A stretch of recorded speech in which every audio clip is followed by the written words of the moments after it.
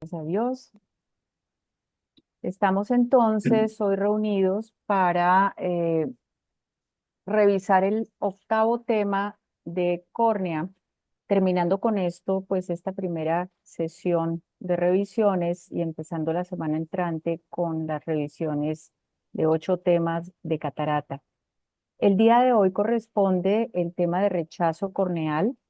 Me pareció importante tratarlo porque este trasplante de córnea es el trasplante de órgano sólido más común, pero se puede ver afectado por esta condición de rechazo que el doctor Juan Álvaro nos va a describir en cuanto a su fisiopatología, factores de riesgo, tratamiento actual, el clásico y las nuevas alternativas.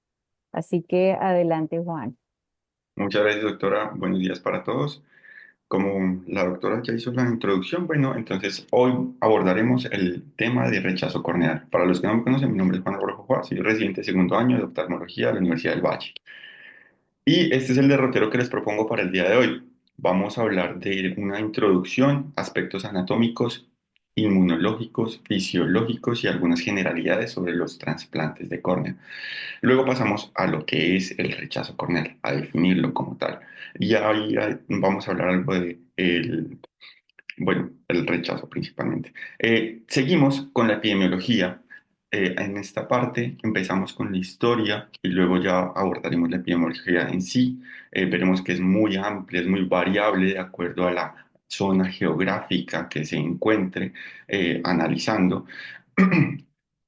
Continuaremos con los factores de riesgo, seguiremos a la fisiopatología como tal de esta entidad, luego cómo hacemos el diagnóstico, el tratamiento y concluiremos finalmente ya iremos hacia las conclusiones. ¿Listo?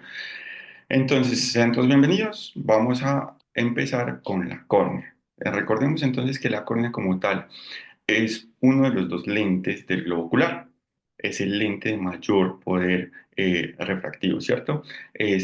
Tiene un radio de curvatura de 7 a 8 milímetros con unas medidas, perdón que me salte eso antes, en horizontal de 11 a 12 milímetros aproximado y en vertical de 9 a 10 milímetros aproximado también. Es como lo general que tenemos para toda la población grande, ¿cierto?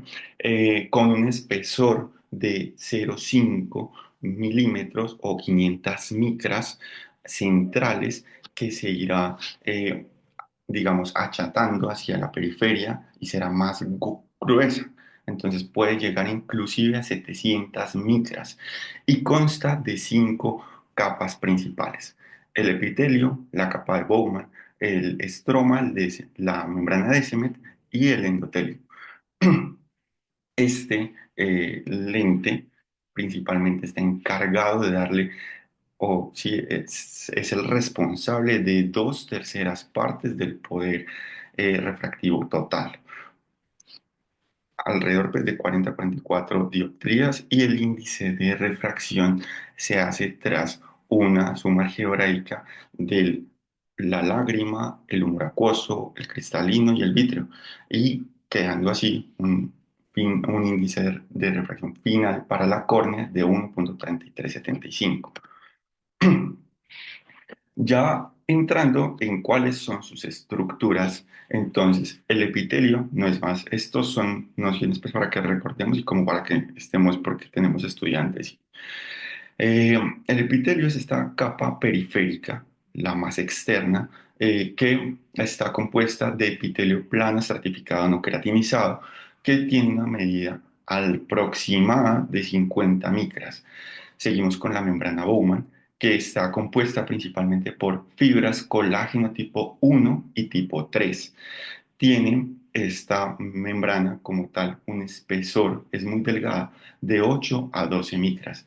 Continuamos con la parte más, digamos, la que le da el volumen o la más grande, la más gruesa, es el estroma. El estroma corneal está formado por fibras colágenas tipo 5, 6. 12 y 14. Además, pues, de las células que van reformando este estroma cuando se deben activar, que son los queratocitos.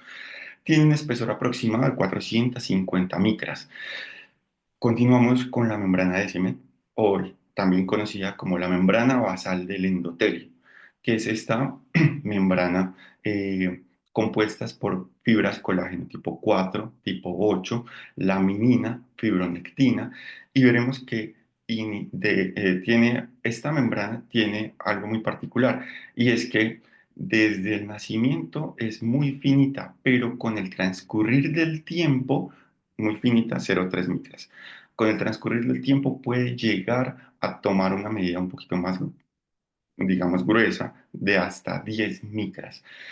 Y al final, pero no menos importante, porque esta es una de las estructuras más importantes de la córnea, tenemos al endotelio, que es una monocapa de células poligonales de origen mesenquimal altamente especializada, que mide alrededor de 5 micras y está encargada principalmente de la deshidratación relativa de la córnea.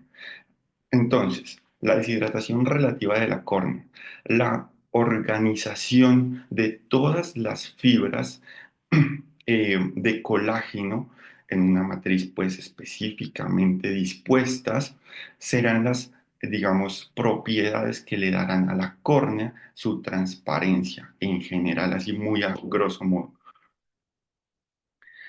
Con esta lámina les quiero hablar un poquito de la fisiología, de cuál es el crecimiento y, digamos, sí, la reepitelización corneal. Para la reepitelización corneal, entonces tenemos que contamos con unas células basales en el epitelio, que son, digamos, las células que se van a reproducir y estas sal, o sea, van hacia arriba. Esto está compuesto por una teoría XYZ. Entonces, ¿por qué? Porque la célula se mueve en tres ejes, digamos, sí, en tres ejes, hacia arriba, hacia los costados y luego ya se descama, ¿sí? Pues se sale, no se descama, sale, básicamente. Es importante, muy importante que tengamos presente, esta lámina me gustó mucho porque aquí es donde vamos a encontrar a nivel de la base del epitelio corneal, alrededor de tres cuartas partes se describe en la literatura, las células presentadoras de antígeno, que son células también especializadas. Las células de Langerhans son células especializadas provenientes de las células dendríticas.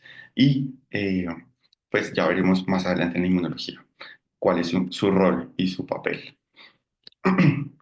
Entonces, ya entrando en la inmunología, tenemos cuatro pilares principales.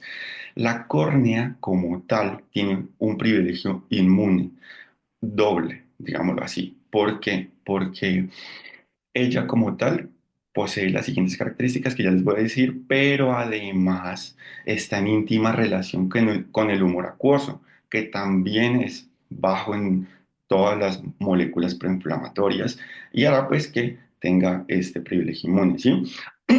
¿Cuáles son, digamos, los cuatro pilares fundamentales? Aquí a saber, es la ausencia de vasos linfáticos y vasos sanguíneos. Es la presencia de factores inmunosupresores, como el péptido intestinal vasoactivo, el factor de crecimiento transformante beta, la hormona estimulante de melanocitos alfa, eh, principalmente. Y esto pues llevará a que estas células de Langerhans, que ya las vamos a ver en la siguiente lámina, estén, digamos, tengan una relativa inactividad, no tengan como mayor necesidad de estar presentando antígenos, ¿sí?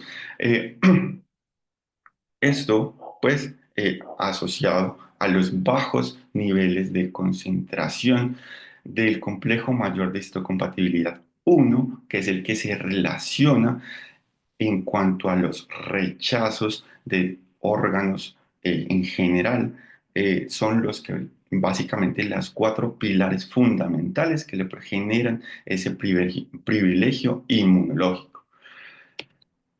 Por aquí vemos entonces Me excuso por la imagen de la izquierda. Esta es una imagen de piel. Traté de buscar la célula de Langerhans en la córnea, no la encontré. Sin embargo, pues me pareció muy importante sí o sí traerla, ¿sí? Porque además está en una posición de tres cuartas partes de profundidad y tiene esas como dendritas que estará monitorizando todo lo que pase una vez se active. Pero normalmente ella, antes de pasar al pero, está activa a nivel del limbo. Entonces vemos como en la periferia, en la imagen de la derecha superior, están todas estas estrellitas a nivel de la periferia corneal. Ahí es donde van a estar en íntima relación y activas porque, bueno, tienen algo de relación con los vasos del limbo. ¿Listo? Pero a medida que, como vemos en la imagen derecha inferior, que se va haciendo hacia central, esto es una fotografía por microscopía confocal, las células, uno, disminuyen en densidad y dos, disminuyen en actividad, o sea, están más quiescentes, por decirlo así, quieticas, ahí dormidas, digámoslo así, no hay nada por lo que tengamos que preocuparnos, ¿cierto? Y además, ellas no expresan complejo mayor de histocompatibilidad, uno, y solamente expresan complejo mayor de histocompatibilidad, dos, que es otro de los pilares, ¿cierto? Eh, Pasando muy rápidamente por las indicaciones y generalidades de lo que encontré en la literatura de por qué se indica un trasplante de córnea, veremos que su principal razón será la mejoría, lograr una mejoría en una agudeza visual. ¿En qué ojos? En pacientes con unos ojos con cicatrices corneales en general o leucomas, como los conocemos, que sean derivados de eventos posinfecciosos, de erosiones recurrentes o de quemaduras corneales. Estas erosiones, por supuesto, recurrentes que incluyen o afecten el eje visual, ¿sí? Y o también por algunas patologías específicas de la córnea, como son todas las distrofias en general. De estas distrofias, la más representativa y la más frecuente es la distrofia endotelial de Fuchs. También tenemos la queratopatía bulosa, ya sea pseudofáquica o afáquica. Tenemos la patología pues, del estroma principalmente, que la conocemos como el queratocono, donde hay un desbalance, una desregularización de todas las fibras. Y en los casos que ya se haya indicado por cualquier eventualidad previa un trasplante y este haga una insuficiencia o curse con una insuficiencia primaria, que ya lo vamos a ver en qué consiste la insuficiencia primaria para que lo diferenciemos del rechazo. De acuerdo a cada paciente, cada patología, cada variable que presente cada ojo, se deberá tomar la determinación cuál será la mejor técnica quirúrgica para este paciente, ya sea uno de espesor total o uno de espesor lamelar, pues un espesor incompleto, digamos, no total, ¿sí? Parcial, pues. Eh, y aquí vamos a ver entonces los diferentes tipos.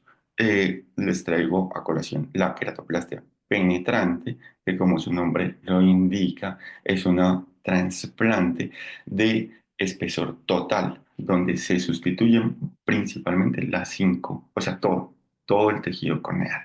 ¿Listo? En la literatura, aquí les traigo un ejemplo, nos mostraban un ojito de un paciente con un leucoma postqueratitis infecciosa por un hongo y pues después de haberse enfriado el cuadro infeccioso, por supuesto, y haberse tratado, quedó este leucoma, se llevó a trasplante para mejoría de su acuosa visual, por supuesto, un trasplante penetrante.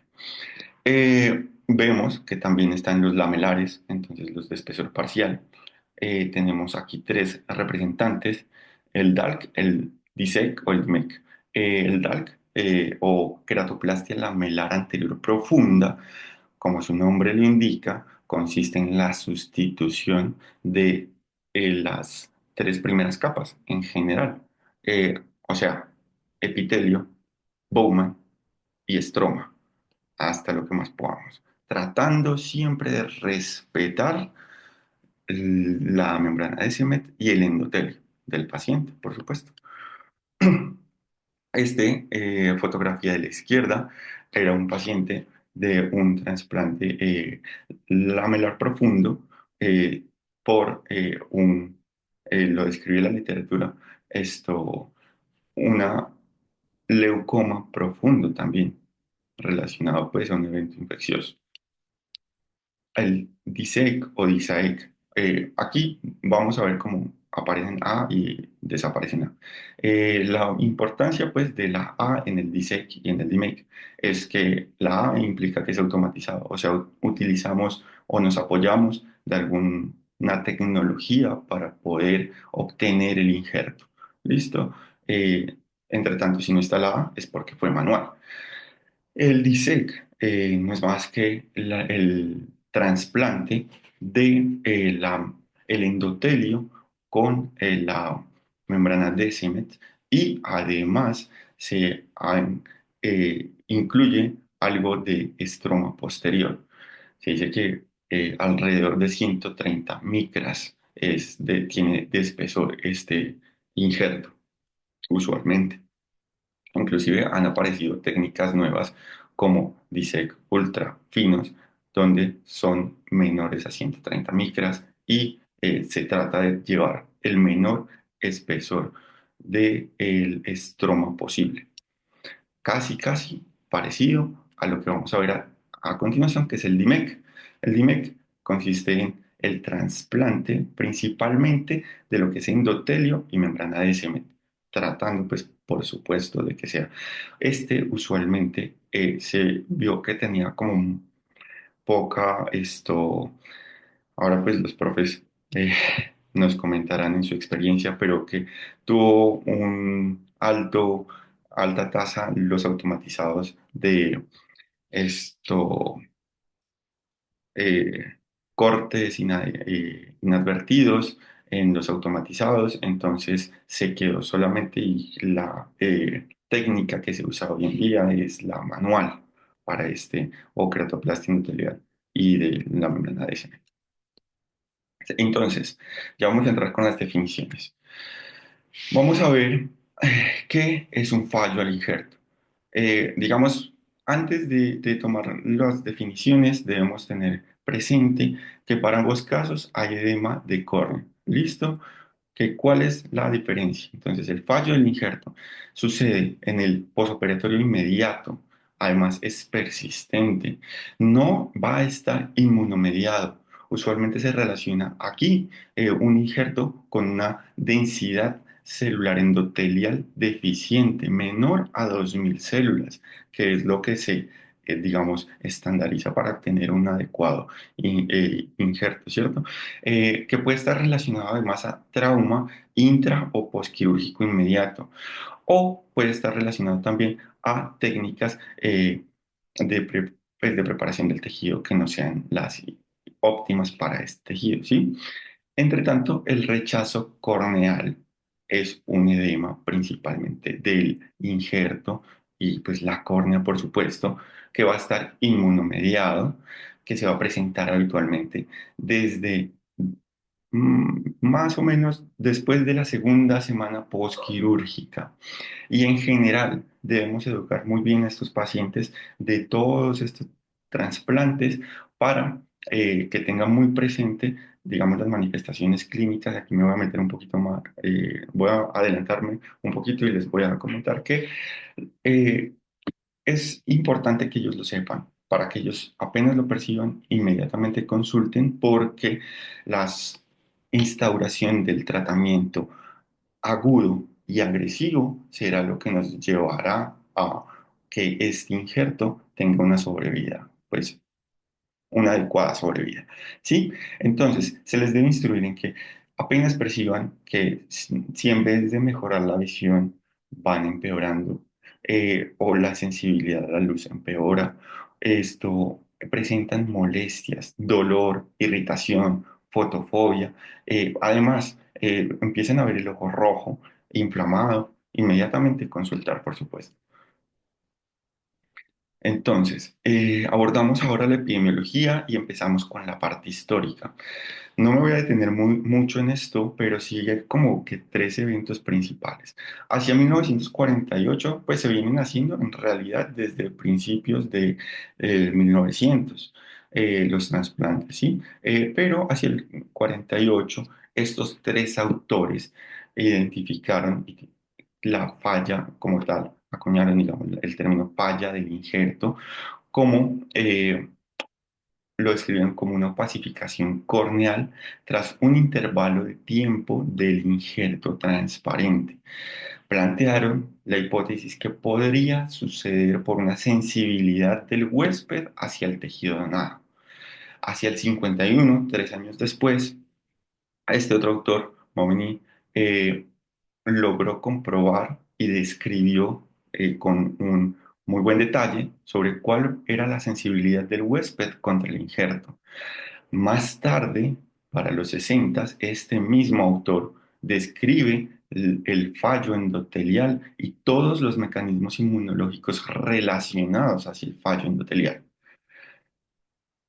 Pero también en esa década, estos otros autores, Silverstein y Kidadust, describieron principalmente toda la clínica y la histopatología del rechazo, específicamente por capas, que ya lo vamos a ver más adelante.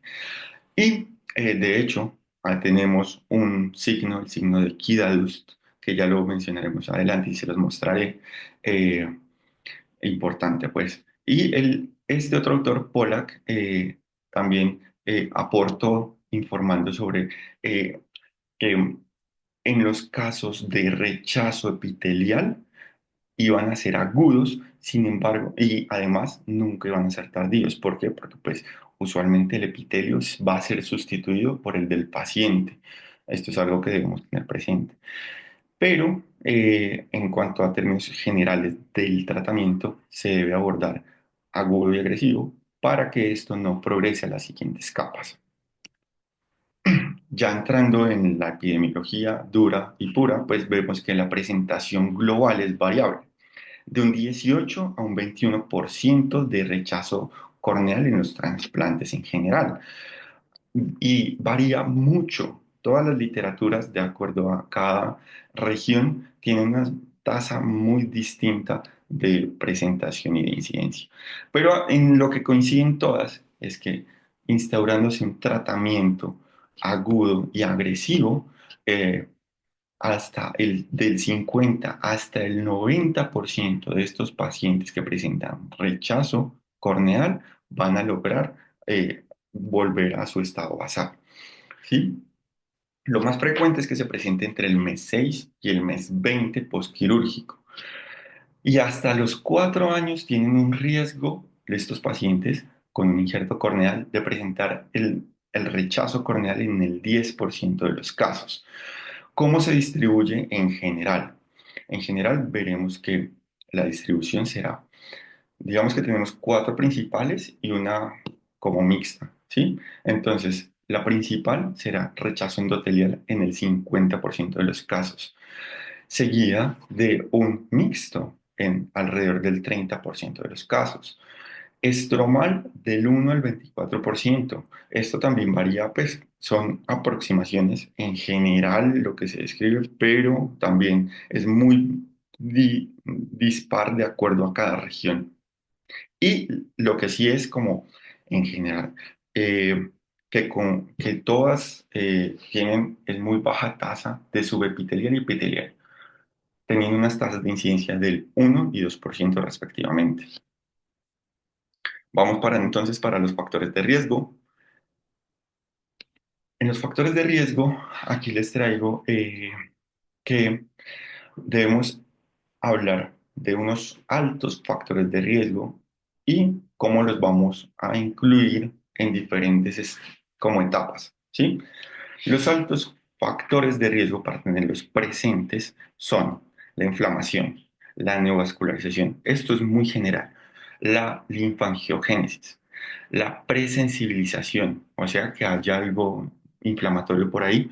Eh, unos injertos grandes o excéntricos, la presencia de o el antecedente de infección corneal, o ya sea por bacterias, hongos o que se trate de una reactivación de herpes. Y veremos entonces, en general, vamos a distribuirlos de acuerdo a prequirúrgicos, córnea donante, receptor, intraquirúrgicos y postquirúrgicos. Que estos a su vez lo hice como para que los distribuyamos entre queratoplasma penetrante y disec. ¿Listo? Entonces, vemos aquí en el momento prequirúrgico, en la córnea donante, que debemos tener presente. La carga antigénica donante se ha relacionado a la incompatibilidad pues, del HLA tipo 1 y 2 y al grupo ABO. Pero sabemos que, y tenemos presente, que digamos, el globo ocular a nivel de la córnea y el humor acuoso tenemos ese privilegio inmune. Entonces, por eso es que este tipo de trasplante es el de mayor éxito a nivel del mundo. ¿Listo? A nivel mundial de todos los órganos y tejidos. Eh, La técnica y el corte del botón. Esto está relacionado más a que la in- manipulación innecesaria del tejido donante hará que estas células que están ahí, digamos, en pausa, se genere algo de inflamación y se active la cascada inflamatoria. Eh, Tenemos aquí un factor que me pareció importante traerlo a colación, es que en estos pacientes que tengan por algún motivo exposición a radiación ultravioleta, como lo es en el entrecruzamiento del colágeno, se ha visto que este factor no es un factor de riesgo como tal, sino que es un factor protector, porque estas células van a estar inclusive aún más inactivas de lo normal. También se ha visto como factor de riesgo la vacunación, dado todos estos estados proinflamatorios que pueden generarse de los diferentes tipos de virus. Específicamente hablaba la literatura y las revisiones sobre la influenza y la vacunación por COVID. Seguimos entonces con respecto a los factores de riesgo prequirúrgicos del receptor. ¿Cuáles serán? Entonces tenemos la vascularización corneal de la córnea receptora, que aquí tenemos dos, digamos, formas de verlo. Entonces, si tiene vascularización de al menos dos cuadrantes, se comportará como un factor de riesgo medio. Sin embargo, si tiene ya el compromiso de tres o más cuadrantes con vascularización, pues será un factor de riesgo alto.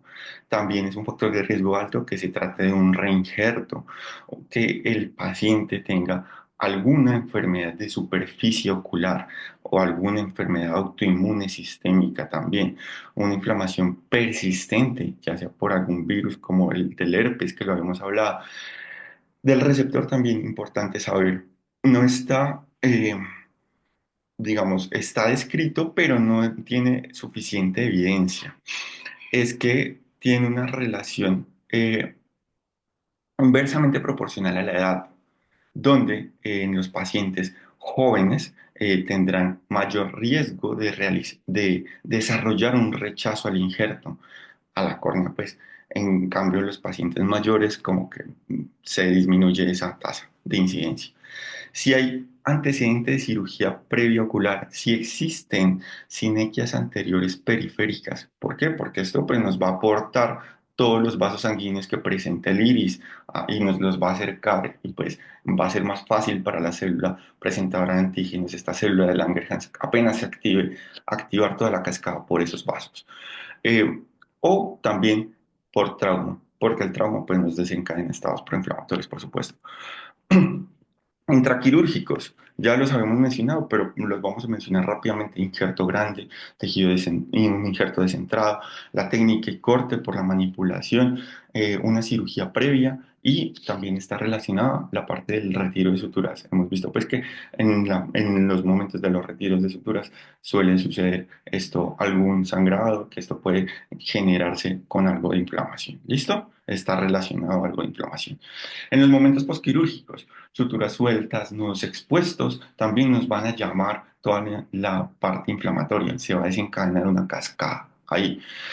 Toda esta parte de los párpados, por supuesto, tenerlo muy presente, la blefaritis, el entropio, la triquiasis, nos van a desencadenar, por supuesto, en superficie, una cascada inflamatoria.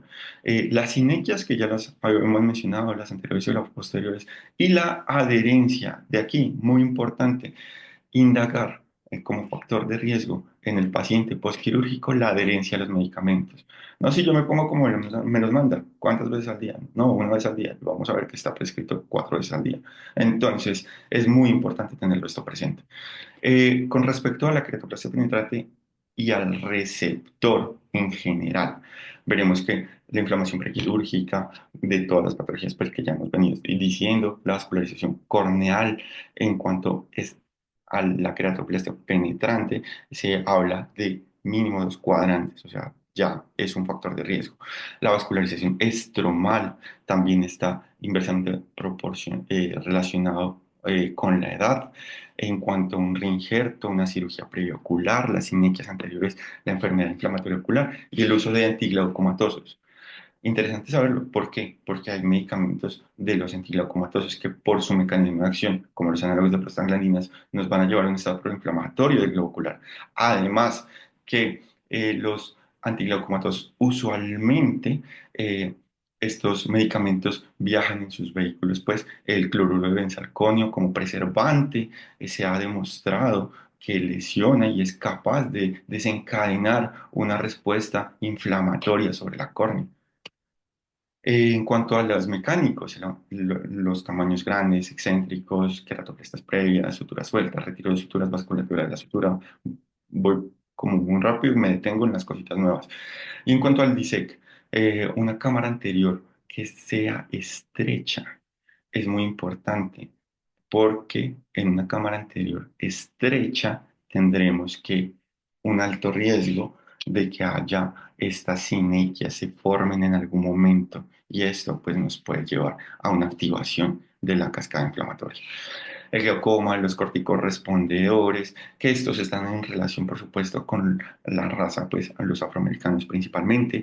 Las sinequias que ya lo hablamos, la atrofia iridiana, el síndrome del iris floppy, donde este iris, pues, pierde su propiedad y es de, digamos, su relativa rigidez y queda, pues, un iris muy elástico, en realidad, y en los pacientes áfacos fisiopatológicamente. Entonces, ¿qué es lo que sucede en el rechazo de córnea?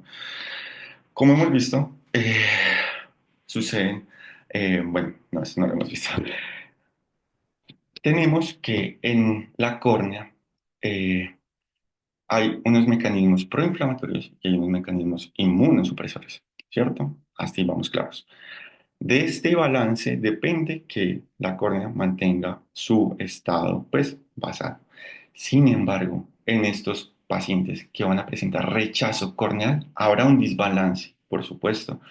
Se aumenta toda la parte proinflamatoria, se aumentan las células presentadoras de antígeno, se activan, no se aumentan, se activan, que ellas van a su vez desencadenar una respuesta con múltiples moléculas eh, llamando a los linfocitos T, CD4, helper 1 y helper 2, que estos se dirigirán directamente a los vasos linfáticos para hacer una expansión celular y así también reclutar linfocitos T CD8, pero además no completos con esto. También van hacia el timo y allá activan a las células NK o las natural killer que saldrán también y esto en conjunto asociado pues a los polimorfonucleares que llegan por el aumento de la permeabilidad vascular relacionado pues a esta cascada proinflamatoria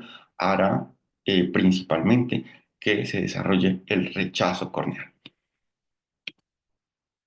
Bueno, ¿y cómo lo diagnosticamos? ¿Cómo, qué presentamos, qué encontramos principalmente en el paciente? Yo ya me había adelantado un poquito antes y les había comentado como las manifestaciones clínicas generales, ¿cierto? Disminución de la agudeza visual, disminución de la sensibilidad a la luz, un ojo rojo, molestias oculares, fotofobia, dolor, irritación.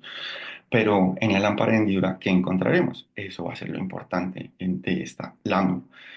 Vamos a encontrar una córnea opaca, algo opaca, muy opaca, poco opaca, pero bueno, va a estar opaca de acuerdo a los registros que se tengan. Asociado a una inyección conjuntival mixta, rubor ciliar, precipitados queráticos, edema estromal, presencia de neovasos y además reacción en la cámara anterior. Entonces encontraremos Tyndall y células en cámara anterior, por supuesto. Los cuatro tipos de rechazo principales y el último, el mixto, ¿cierto? Ya los habíamos hablado anteriormente. Aquí veremos en esta lámina entonces algo muy importante que es el rechazo epitelial. El rechazo epitelial está dado por esta reacción inflamatoria de superficie principalmente que va a atacar el todo el sistema inmunológico al epitelio del donante, perdón. Sí. Y vamos a encontrar esta línea de progresión, ¿cierto? Que a medida que esto va progresando y se van sustituyendo, se va a asociar con edema corneal.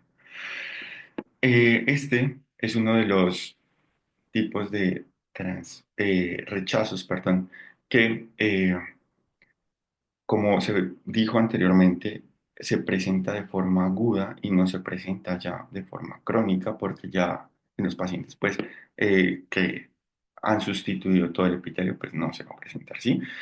Y es muy importante no confundir con los pacientes con una línea de crecimiento epitelial, que es esa línea de crecimiento festoneada, con un injerto claro como lo vemos. En cambio, en cuanto al rechazo, lo vemos en la imagen de la derecha, está asociado a edema, opacidad, ¿sí?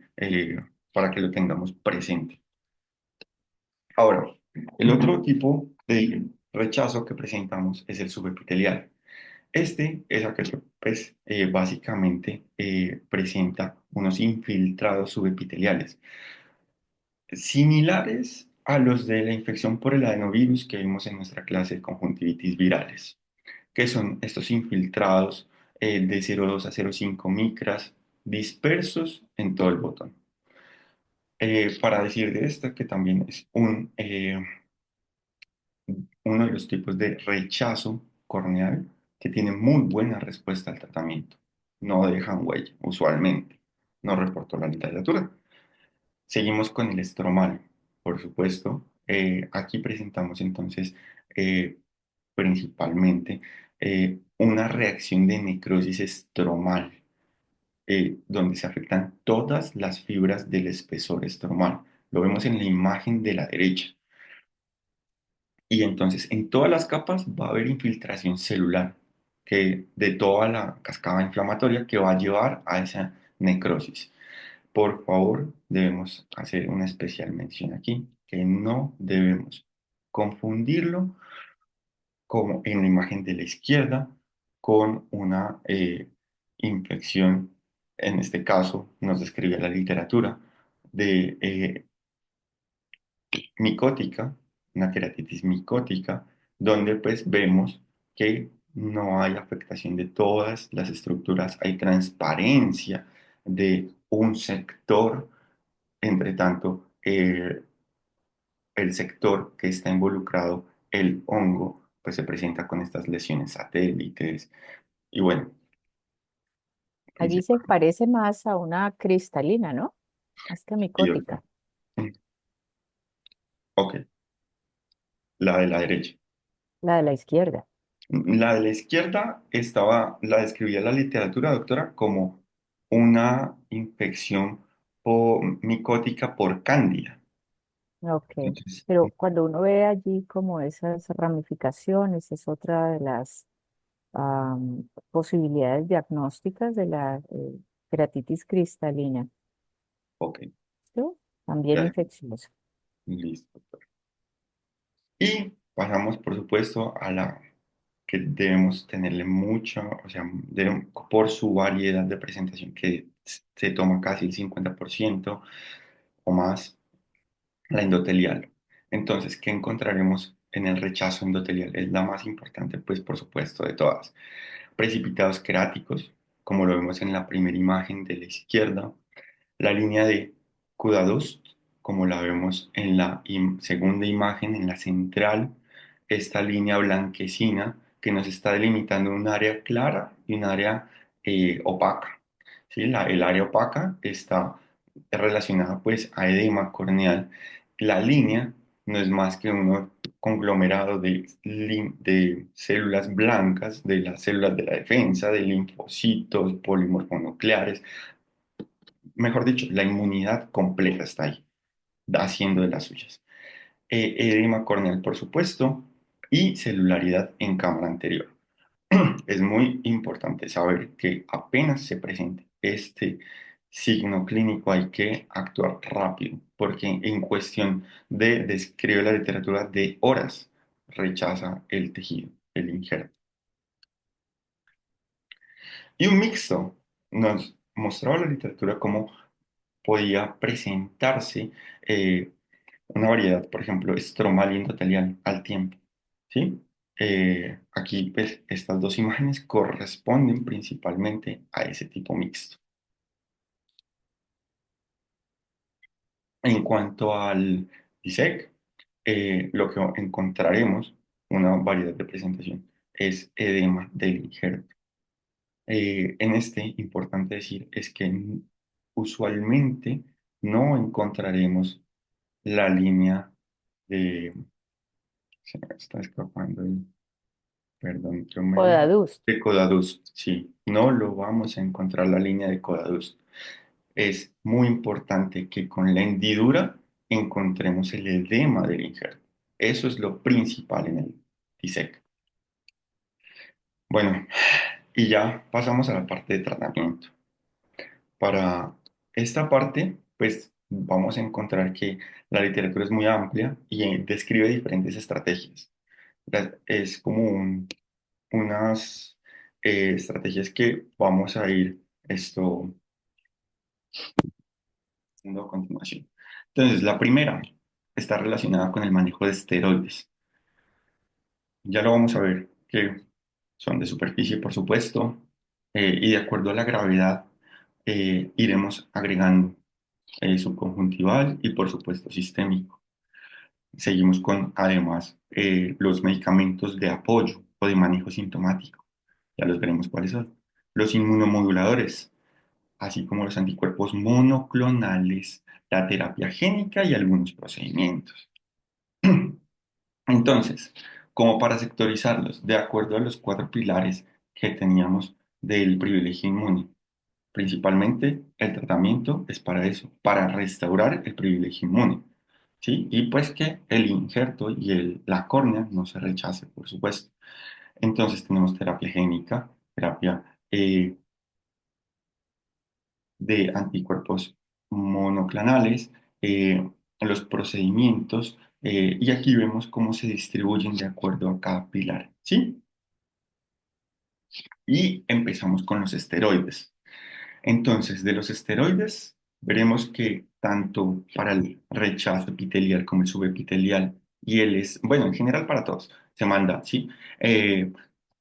Esteroides de superficie, por supuesto, para evitar principalmente, de acuerdo a la presentación, como ya lo había dicho en las láminas pasadas, que esta cascada inflamatoria progrese hacia las otras capas. Y en el endotelial se ha visto que se ha indicado, inclusive el esteroide, pues se suele indicar ya sea prednisolona al 1% o dexametasona 0,1 cada 4 a 6 horas, e inclusive hasta cada 15 minutos. Pero la literatura dice, es que es muy variable también, que en los casos endoteliales se puede indicar cada hora en vigilia por 2 a 3 días, con un seguimiento, por supuesto, estrecho de la presión intraocular para evaluar que no sea un paciente corticorrespondedor y que la presión se mantenga, pues. Además que estamos en un estado proinflamatorio que también puede conllevar a que la malla trabecular se inflame, ¿sí? Y evaluar también la agudeza visual y además un adecuado examen oftalmológico, por supuesto. Pasamos entonces en los casos más severos, no solamente pues que se limiten a una capa, sino que ya haya dos o tres variedades de presentación o pues las cuatro pues, ¿sí? Debemos asociarle manejo subconjuntival, ¿sí? Sugiere la literatura dexametasona, 0,5 mililitros, que corresponden a 2 miligramos subconjuntival en tres dosis consecutivas, ¿sí?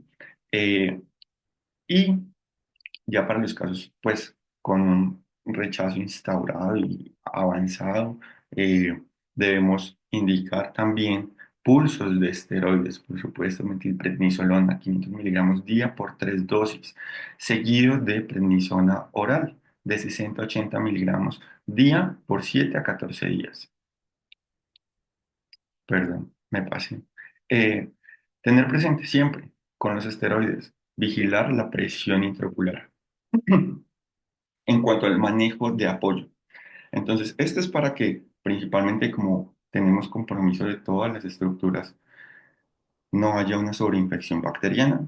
Entonces, un antibiótico como profiláctico para disminuir este dolor que pueda llegarse a presentar por el edema y los espasmos del músculo ciliar. Entonces, un ciclopléjico como la atropina para ayudar a restituir y ayudarle a este epitelio que está cargado de eh, moléculas proinflamatorias y a lavar esto, un lubricante idealmente libre de preservantes y hipotensor en los casos que sí o sí el paciente esté haciendo presión intraocular elevada, porque también debemos cuidar nuestro endotelio, ¿sí? Para que este endotelio pues, no se vaya a ver afectado o se vea afectado en la menor medida posible, que es el responsable de la deshidratación relativa y que esto nos va a ayudar a la transparencia. Con respecto a los inmunosupresores, vemos también que está presente el tacrolimus, la ciclosporina y la satioprina.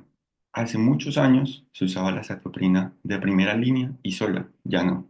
Se usa de segunda línea y asociada siempre a otro inmunomodulador. ¿Qué nos va a hacer principalmente? Controlar esta inmunidad humoral, toda esa cascada, tratar de controlarla. Tenemos también, la literatura nos describe el manejo con micofenolato. Se han encontrado que logra disminuir la tasa de rechazo en los pacientes que ya instauraron un rechazo y que lleve una falla del injerto en alrededor del 50% eh, de los pacientes, eh, dando 1 gramo cada 12 horas por 6 meses. Es lo que describe la literatura o la, el sirolimus, pues este es una molécula relacionada a la rifampicina, donde es- se hicieron estudios donde se da una dosis al día, tomando niveles séricos y manteniéndolos de 4 a 10 nanogramos por decilitro por 6 meses. También se vio una muy buena respuesta frente al rechazo corneal. Sin embargo, no es superior al micofenolato porque está relacionado a múltiples reacciones adversas, principalmente hipercolesterolemia, furunculosis, hipertrigliceridemia y alteraciones gastrointestinales de todo tipo. Respecto a los anticuerpos monoclonales que indica la literatura y que nos presenta, los anti-VEGF para controlar, por supuesto, la neovascularización. Pero como ya lo vimos en una de las clases pasadas, eh, está todavía un poquito debatido por que el Avastin, pues el bevacizumab, es una terapia costosa y además que es un medicamento muy inestable, se desnaturaliza muy rápido Y el ranibizumab, además de ser una terapia costosa, no es específica para eh, el factor de crecimiento endotelial que queremos. En cuanto a la terapia génica, pues, que se está describiendo, que se está mencionando hoy en la literatura, esta es una nueva terapia donde a partir de cultivos corneales se transfieren los virus, pues, tanto de tipo lenti como adenovirus y los relacionados a adeno, esto transferirán algo de material genético para controlar la expresión de una molécula de toda la cascada inflamatoria, la PDL1, que va a ser la que modulará la infiltración de las células. Y esto pues nos llevará a una atenuación de la expresión de las moléculas proinflamatorias. Este es como un esquema general de todo el mecanismo que debemos tener presente para dar un adecuado tratamiento. Entonces, en todas las partes que debemos estar pensando cuando indiquemos el tratamiento. ¿Listo?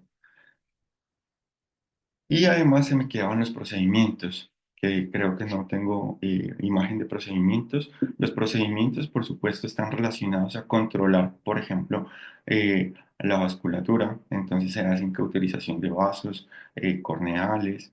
Esto, la ablación de, por supuesto, las pestañas en estos pacientes con triquiasis y distriquiasis, esto, y el cierre de puntos lagrimales en estos pacientes con ojo seco, por supuesto, relacionado a en patologías autoinmunes. Bueno, y en términos generales, ya para pasar a conclusiones, entonces tenemos que de alrededor, estas son, pues, esta tasa viene principalmente de la literatura americana. Dice que alrededor de 50.000 trasplantes al año en Estados Unidos, el rechazo corneal sigue siendo la principal causa de la falla del injerto. Sin embargo, es el eh, tejido con menor tasa de rechazo respecto a los otros órganos y tejidos.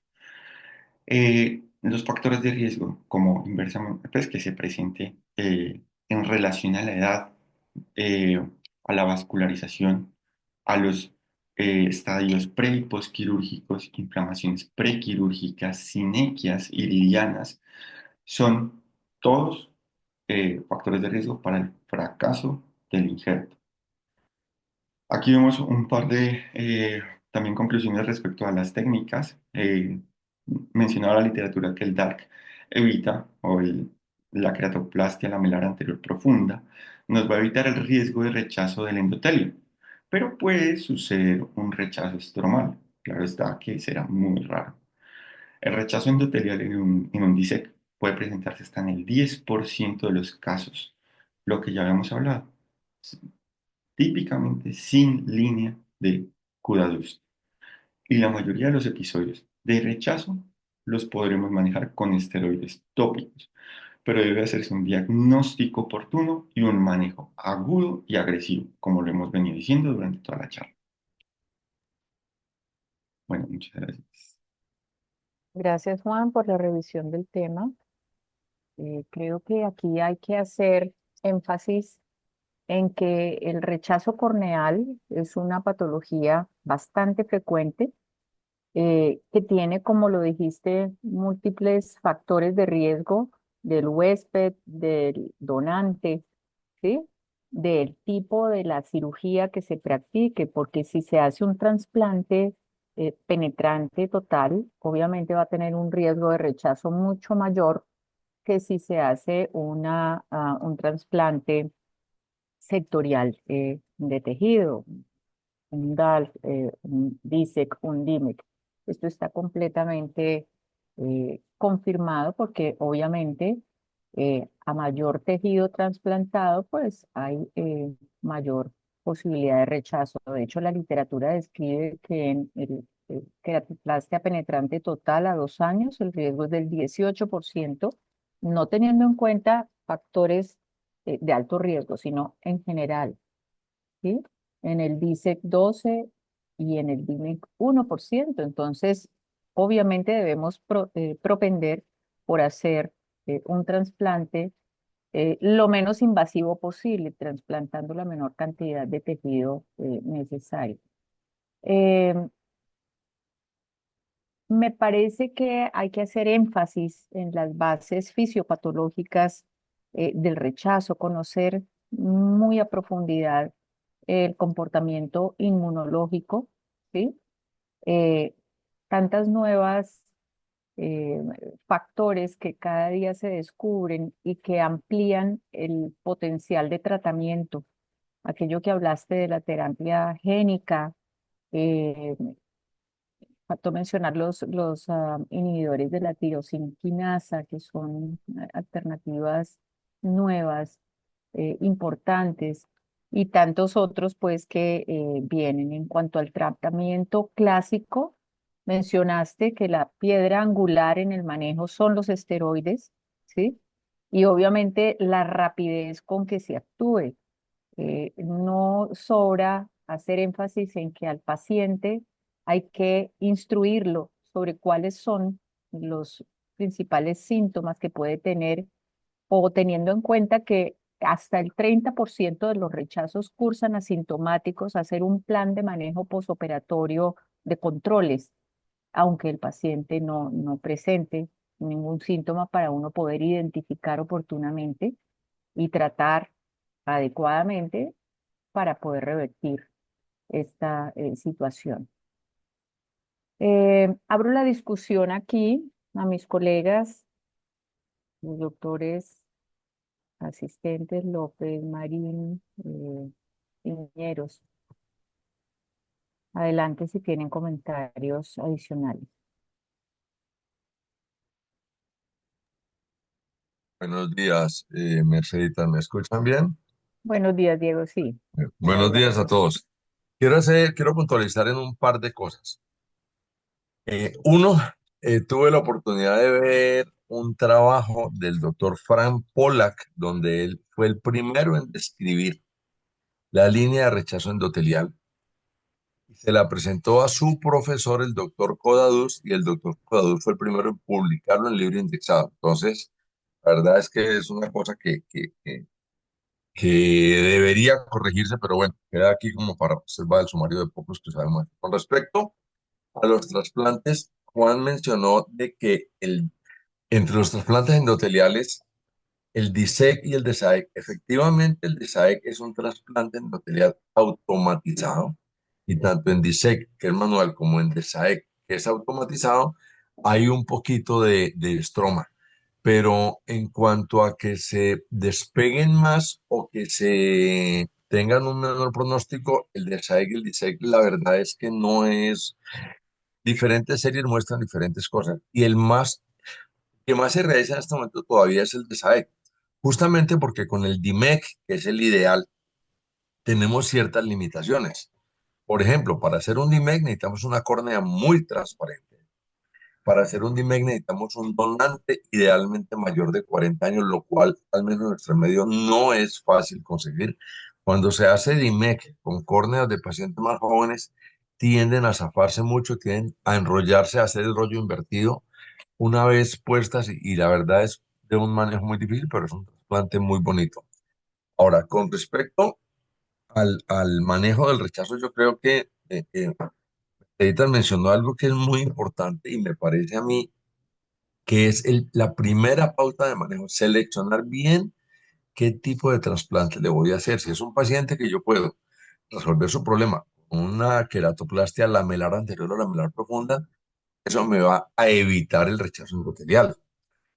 Otro tipo de trasplante que no se ha mencionado, pero que en algunos casos es viable hacer con resultados muy buenos y sin riesgo de rechazo, es el trasplante rotado, que puede ser penetrante cuando hay patología o opacidad de espesor total, que puede ser lamelar anterior o profundo. Ahora que tenemos el femtosegundo, podemos medir la profundidad del leucoma central y hacer un trasplante rotado, sobrepasando un poquito esa profundidad. Y esos son pacientes en los que vamos a tener un pronóstico excelente porque es un trasplante autólogo. Entonces, digamos, tener esas otras alternativas también en mente. Y creo que primer manejo de un rechazo es una buena selección del paciente y de la cirugía que se va a hacer. Ahora, con respecto al paciente que ya tiene el rechazo, que a pesar del manejo no salió, también tenemos la opción de hacer un trasplante endotelial después de un rechazo. Obviamente hay que inmunológicamente enfriar ese cuadro, hacer el manejo, ya lo describió Juan muy bien, y funcionan muy bien. Yo tengo, realmente esta semana está revisando, tengo en este momento 7 pacientes que se han manejado después de un rechazo endotelial con un trasplante endotelial y van muy bien ahora. El trasplante endotelial no es para todos los rechazos. Aquí es importante aclarar que se debe tener una curvatura adecuada. Pacientes que han hecho ectasia nuevamente, pues no es un buen candidato para colocarle un endotelio. Pero seleccionando los pacientes podemos tener resultados buenos con cirugías menos invasivas. Eh, Finalmente, a mí me parece que yo creo que tenemos todos que propender por dedicarnos más a estas técnicas menos invasivas, como lo dijo Merceditas, en la medida que se aporte menos tejido antigénicamente que nos genere antigenicidad, podemos tener una posibilidad menor de tener un rechazo, como lo muestran los estudios, un rechazo muy, muy bajito en el DIMEC, pero digamos, creo que el seguimiento estricto del paciente después de un rechazo es la clave. Finalmente, cuando hubo el primer Congreso de Córnea Colombia, perdón, de Panamericana de Córnea, eh, que fue con el doctor, que era el director ay hombre, el de Miami, con el Víctor doctor Pérez, Pérez. el doctor Víctor presentó algo muy interesante, y es que presentó un estudio en el que le colocaron como una fluorescencia a los marcadores de inflamación y pacientes con 7 a 10 años después de un trasplante con córneas transparentes, con su tratamiento y todo clínicamente bien, todavía encontraban marcadores inflamatorios. Entonces, él mencionó la posibilidad de que probablemente la pérdida endotelial que tenemos progresiva después de un trasplante sea porque hay una inflamación subclínica a pesar del largo tiempo. Es lo que uno ve. Y aquí se abre una discusión interesante que yo creo que aquí tenemos todos diferentes opiniones. Es por cuánto tiempo utilizo esteroides o inmunomoduladores después de una cirugía de trasplante. Entonces, teniendo la evidencia de que la inflamación puede presentarse tanto tiempo después, yo creo que vale la pena mantener estos pacientes cubiertos después de mucho tiempo. Juan mencionó que más o menos entre el sexto mes y el segundo año son la mayoría de rechazos. Y una de las causas principales es que el paciente abandona el tratamiento y la falta de controles. Entonces yo creo que aquí la labor educativa es muy, muy importante con estos pacientes de trasplante. No sé qué otras cosas tengan mis colegas por... Pues muy importante lo que acabas de decir, Diego, porque aunque el riesgo de rechazo es mayor en estos 2 primeros años, todos hemos visto, porque tenemos pacientes trasplantados de más de 25 años, que pueden presentar rechazo en cualquier momento. Si bien es menos frecuente, nunca se debe bajar la guardia. Eh, Básicamente hay que mirar qué factores de riesgo de rechazo también tiene el paciente. Por ejemplo, que haya sinequias periféricas anteriores. Este es un factor de riesgo de rechazo en el posoperatorio, lleve los años que lleve, importante. Eh, e independiente de esto, aunque este es pues bastante relevante, a mí me parece que estos pacientes, precisamente por ese dato que diste del inmunólogo, corneólogo, nuestro colega Víctor Pérez, de estos grados bajos de inflamación subclínica que persisten en el post-trasplante, yo siempre le dejo a mis pacientes una dosis que podría parecer como placebo, pero es esteroide 3 veces en la semana, una gota, ¿sí? Uno cree que esto, pues, es una dosis subclínica, o es una, sí, es un placebo, pero la verdad es que eh, en los años de seguimiento puede tener, pues, un significado importante mantener esto, que no les va a aumentar el riesgo, porque igual puede ser un esteroide de no tan alta penetrancia, no tiene que ser acetato de prednisolona, ¿sí? Uno puede con un loteprednol manejar a largo plazo estos pacientes, y esa ha sido pues mi experiencia. Usualmente cuando ya se termina el manejo posoperatorio, digamos más frecuente, de dosis más frecuentes, siempre los mantengo con estas dosis bajas. Y obviamente cuando el paciente tiene otros factores de riesgo, la combinación de esto con ciclosporina a largo plazo también es bastante importante. No sé si ustedes usan mantener los pacientes en el posoperatorio con bajas dosis de esteroide, Diego, Gerson o Oscar. ¿Qué concepto tienen con respecto a esto? Días a todos.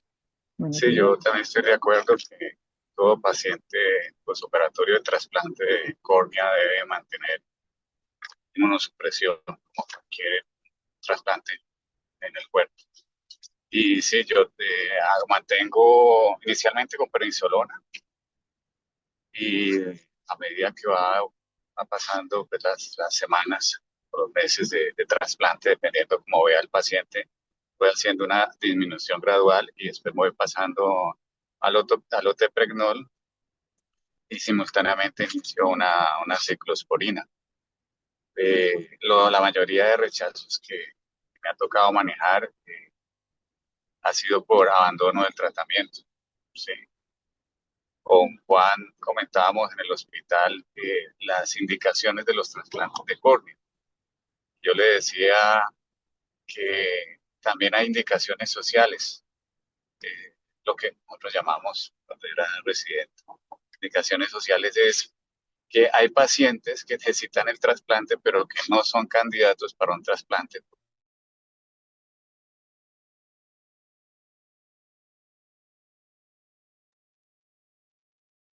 No te estamos oyendo. ¿Hola? Sí, esos pacientes necesitan el trasplante de córnea, pero desgraciadamente son pacientes que difícilmente pueden tener un seguimiento adecuado, por sus condiciones laborales que están expuestos a un medio ambiente, a traumas, pues la experiencia y ha sido muy mala porque terminan en rechazo de córnea por lo que le mencioné anteriormente. Como el comentario que quería hacer. Así es, muchas gracias. Sí, Sí, hola. muchas veces cuando uno tiene un paciente que tiene no un ojo único eh, y tiene indicación de trasplante en el ojo contralateral, pero es un paciente que vive lejos, que no está, digamos, limitado en su vida diaria por esa visión monocular, que no tiene el entendimiento y el compromiso de lo que significa un trasplante de córnea, que es casarse, ¿sí? Con el médico de por vida, con su oftalmólogo o con el oftalmólogo, porque no necesariamente tiene que ser el mismo. Eh, Esa indicación o contraindicación más bien social hay que tenerla en cuenta. Estoy completamente de acuerdo. Merceditas, Adelante, Osquitar. Buenos días. bueno, muy interesante la presentación de Juan. Eh, este sistema inmunológico, eh, pues hay que como entenderlo un poquito. Fíjense, por ejemplo, lo que presentó Juan, cómo todo ese sistema de las células presentadoras de antígeno que están ubicadas en el estroma de la córnea, tanto del donante como del receptor, son los que se encargan de hacer pues la detección primaria inicial de los antígenos, eso pues va a los nódulos linfáticos, etcétera, y ahí se genera pues la reacción de los linfocitos T helper CD4.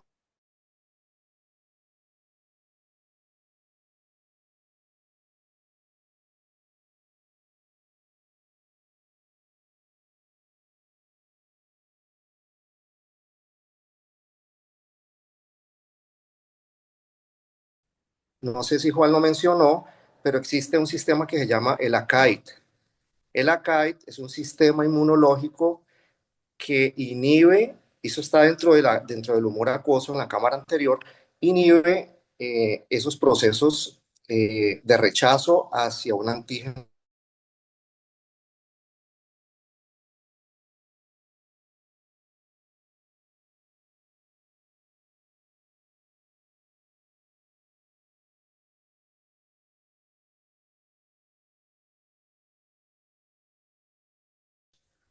Uno, pues es decir, uno pensaría que no se está trasplantando la mayor carga antigénica que es el endotelio. Eh, eh, no sé, hubo unos cambios, no sé si me están escuchando. Y te escuchamos bien, ¿no? Ok, ok. Eh, Cuando hay un trasplante lamelar profundo, en teoría, bueno, y en la práctica, pues digamos, no estamos trasplantando el endotelio, el donante, que es la mayor carga antigénica, y ahí en teoría, pues no debería haber rechazo, pero sin embargo, como Juan lo mostró, hay un porcentaje como del 10%, y eso pues que no podría ser mayor, de rechazo estromal y epitelial. Claro, porque todavía, digamos, persisten las células presentadoras que están en el estroma. Y además se ha visto, y yo tuve un caso el año pasado, se ha visto que los rechazos estromales pueden llegar a ser muy fuertes, muy severos. ¿Por qué? Porque no se activó el ACAID, que es el sistema de protección que hay en la cámara anterior, en el humor acuoso, no se activó. Entonces, cuando se produce el rechazo, es un rechazo muy fuerte y muy severo cuando se hace un trasplante solo estromal, solo estromal. Bueno, digamos que esas son cosas que todavía no se entienden. Hay muchas cosas que todavía no se entienden respecto a la parte inmunológica. Se ha avanzado muchísimo, se conoce muchísimo, se tiene como el esquema general, que fue el cuadrito que mostró Juan, la rama aferente, la rama eferente, etcétera. Pasando un poquito a la parte clínica, importante y más que todo para los residentes, cuando ustedes estén en urgencias y llega un paciente trasplantado, no siempre el rechazo es tan evidente, como que hay Correcto. edema, la línea de Códados, todas estas cosas. Puede haber unos signos muy leves de rechazo que ustedes deben identificar, porque ese es el momento en que hay que iniciar el tratamiento con esteroide tópico. Los infiltrados subepiteliales a veces son muy sutiles, no son tan evidentes como en la foto que mostró Juan, no siempre.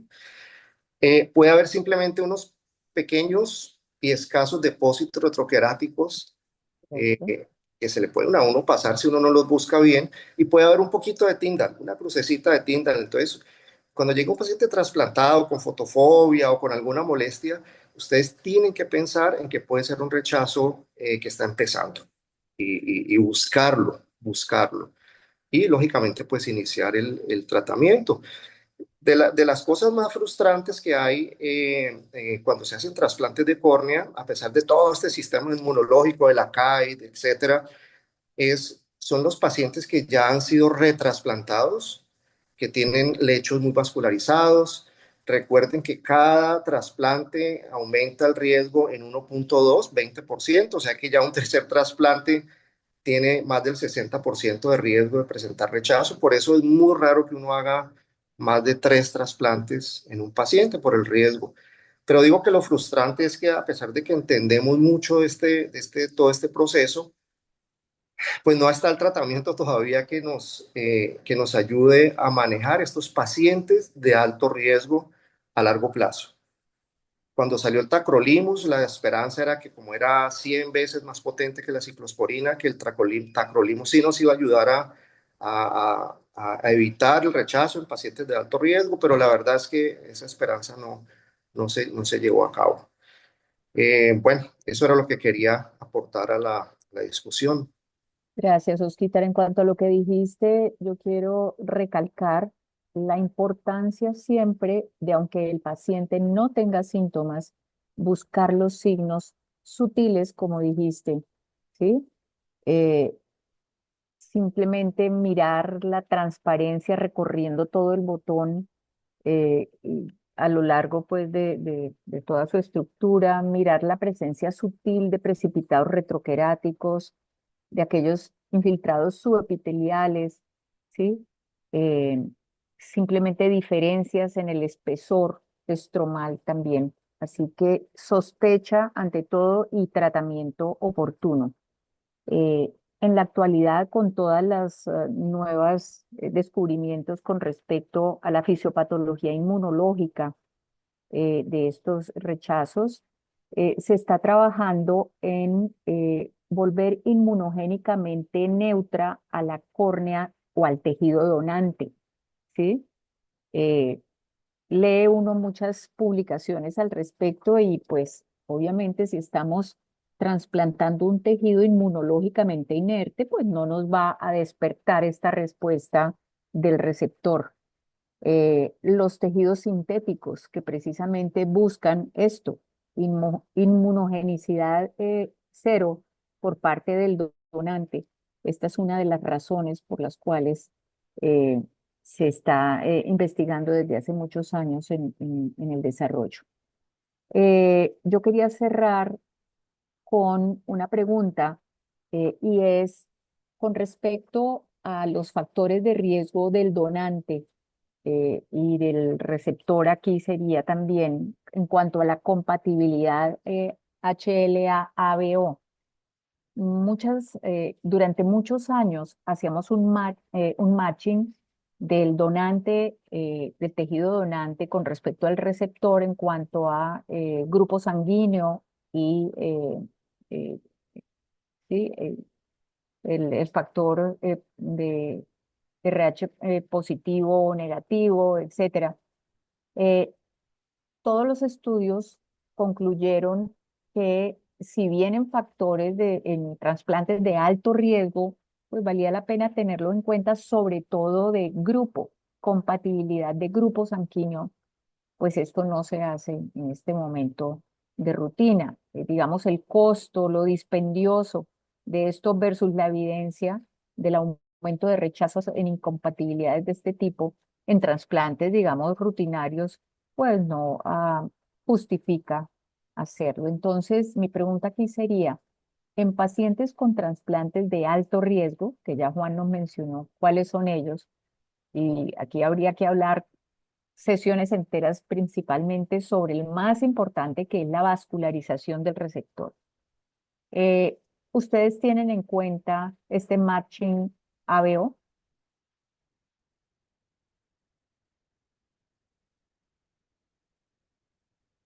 Mis colegas Digo, Merceditas, implantólogos. nuevamente. No, indudablemente que ayuda. El problema, Merceditas, ni siquiera es el costo, el problema es la disponibilidad de los tejidos, porque si uno espera tantos meses para conseguir un tejido, resulta que no es compatible, toca esperar otra vez, quién sabe cuántos meses. Entonces, yo diría que en mi caso particular, es decir, si se logra bien, pero no es prioridad por eso, por la disponibilidad de los tejidos.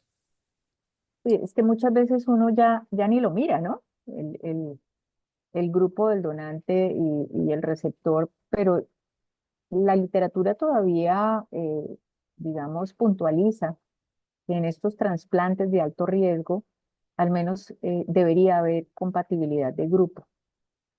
Obviamente más dispendioso, la disponibilidad del tejido en nuestro medio pues es muy limitada, eh, pero en situaciones en donde haya disponibilidad sí valdría la pena como tenerlo en cuenta. Bueno, ¿algún otro comentario? Merceditas, yo estoy de acuerdo con Oscar, es qué bueno tenerlo, pero es dispendioso, es demorado y básicamente yo creo que dejamos lo mismo. Correcto. Finalmente, con lo que mencionó Oscar del rechazo estromal. El rechazo estromal, si se detecta a tiempo, es de un manejo relativamente fácil. Y aquí, sobre todo para residentes, cabe recordar que los queratos, a diferencia de las células endoteliales que no se lo producen los queratocitos, sí. Entonces podemos tener una evolución muy buena en cuanto a transparencia cuando se detecta a tiempo. Yo hasta ahora, rechazos corneales como el que presentó el doctor Jojoa, de esa magnitud no he tenido y me aterra, o sea, me parece aterradora esa diapositiva. Pero lo que sí ve uno es que, sobre todo cuando se presenta, y hay suturas puestas, esto genera un edema, afloja las suturas y después de que se recupere la transparencia quedan unos astigmatismos enormes, y aquí, digamos, vale la pena recurrir a otras cosas como resuturar ese paciente, por ejemplo. Pero la verdad es que le altera a uno mucho la buena evolución que estaba teniendo un paciente, pero detectados a tiempo, se pueden manejar muy bien y restaurar muy bien la transparencia. Por fortuna es bastante raro. No, a ver, si he tenido que me acuerde así por ahí unos tres o cuatro es mucho, pero afortunadamente no es tan frecuente y detectado a tiempo. Y yo insisto en lo que comenté ahora, la educación al paciente, hay que estar uno talle y talle y talle en los controles y llámelos porque lastimosamente el paciente se siente bien, suspende la gota, se le olvidó, se fue de vacaciones, que es otra cosa que no sé si ustedes han notado, pero la verdad es que la racha de rechazos viene usualmente en enero después de vacaciones, porque la gente se va, se le olvidaron las gotas y llegan con el rechazo. Entonces la gente la suspende una semana, no pasó nada, 2 semanas, hasta que cuando pasa ya es tarde. Entonces es importantísimo la educación al paciente después de un trasplante. Muchas gracias, Juan. Muchas gracias a todos por... Sí. Yo quería comentar un caso que tuve el año pasado de un paciente joven, un estudiante de medicina de aquí de Cali, pero por razones familiares él se fue a Barranquilla a hacerse un trasplante por un queratocono. El doctor Carriazo, que pues todos lo conocemos, es un muy buen cirujano, le hizo un trasplante lamelar profundo, muy bonito, una cirugía muy bien hecha, pero presentó un rechazo, pero severo, es decir, un edema muy fuerte que no se dio al tratamiento médico y finalmente tuvo que ser retrasplantado. Entonces quería pues como comentarles y reforzar esa parte, es decir, el hecho de que hagamos un trasplante estromal no nos previene de un rechazo y un rechazo fuerte, severo. No necesariamente son leves por lo que no se activa la KIT, esa es la teoría que existe. Ok, muchas gracias, Diego. Muchas gracias a todos por sus intervenciones. Son realmente valiosas y gracias, Juan, por el desarrollo del tema. La próxima semana, la doctora Diana Sierra, residente de la Universidad Javeriana, nos va a presentar el tema de catarata y diabetes. ¿Cuáles son los factores que esta patología de base pues va a influenciar desde el desarrollo de esta patología catarata más temprano hasta cuáles serían las consideraciones de manejo intra, postoperatorio, etcétera? A todos, muchas gracias por su atención. Los esperamos la Gracias. próxima semana. Buen resto de día. Muchas gracias. Buen día.